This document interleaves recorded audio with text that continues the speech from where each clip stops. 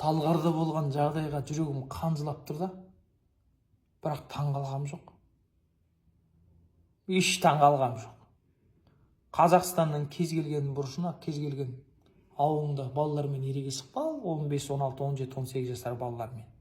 Сізді тура солай жасап тастайды. Тура солай боласыз. Кепілдік берем, 99%. Енді айтайын сіздерге. Бізде ол пышақтаған балалардың ішінде сіздің балаңыз болуы мүмкін. Пышақталған баланың ішінде сіздің балаңыз болуы мүмкін. Біз осыған жеткіздік, осыған әкелдік. Мінекей. Осының жемісін жеп отырмыз.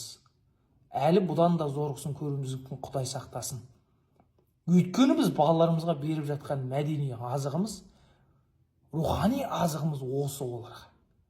Соның жемісін балалар көріп жатыр. Мінекей. Сондай балалар дүниеге келіп жатыр. Қатыгез болып өсіп жатыр.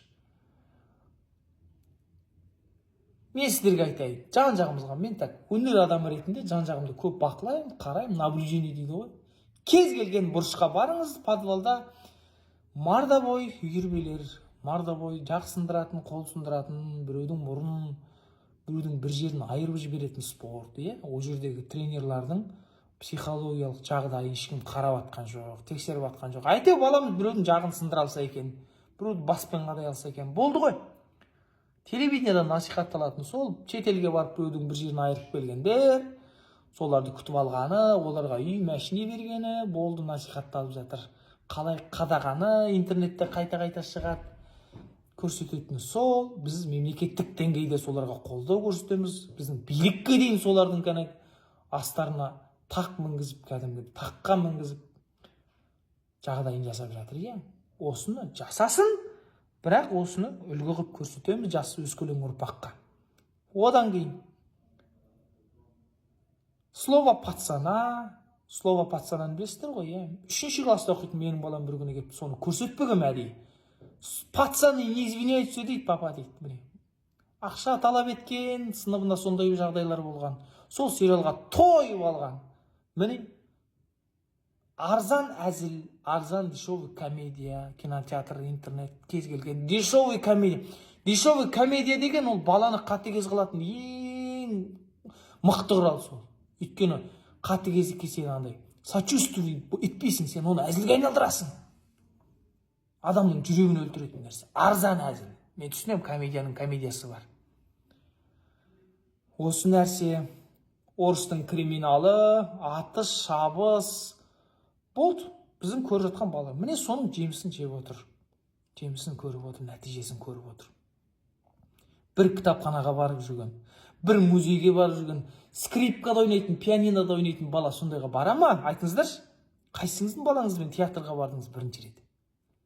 Бір рет бардыңыз ба?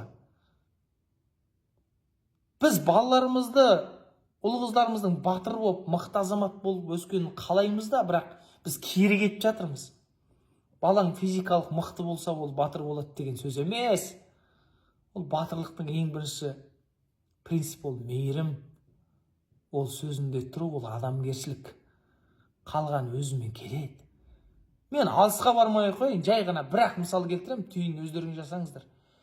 10 миллион еврей, израильдықтар 10 миллионға жетер жетпес, 400 миллион арабты мамалатып отыр, ішінде бір UFC чемпион жоқ екен, бір боксер, бір борец жоқ екен, халқында даже. Бар шығар бірен саран біреу айтуы мүмкін қазір. Енді алып қараңыз, ішінде шахматистер бар, әлем чемпиондары. Ішінде пианистер бар, скрипачтар бар. Не бір дәрігерлер бар, мықты-мықты, ғалымдар бар, бірақ армия мықты. Армия мықты. Енді Дагестанды алып қарайық, Чечняны алып қарайық. Ауылының бәрі борец, бәрі төбелес күш. Алды UFC чемпион, легенда, Құдай аспанға шығарады. Бірақ мемлекет құл, бодан ел. Басқа империяның боданы. Солай ғой. Соған жетті. Спортта жолы болмағандар ОМОН, мент, қайсын болады. Сондай енді, бұлай шыққанда жандай шап. жандай шап ел болып отыр. Не ғылым, не технология дамымаған. Енді өздеріңіз шешіңіздер, балаларыңыз қандай мемлекетте тұрғысы келеді. Балаңыз қандай мемлекетте тұрғанын қалайсыздар.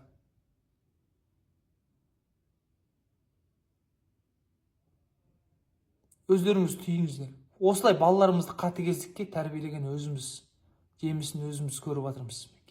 Нәтижесін. Пышақталған баланың отбасына өте қиын. Қайтыс болған. Және де 16-17 баланың ішінде болған ата-анаға да оңай емес. Ол кез келген басымызға келуі. Әр қайсымыздың. Өйткені бізде қоғам бір. Жеп жатқан рухани азығы бір. Көріп жатқан нәрсесі бір. Суицид болып жатыр неше түрлі.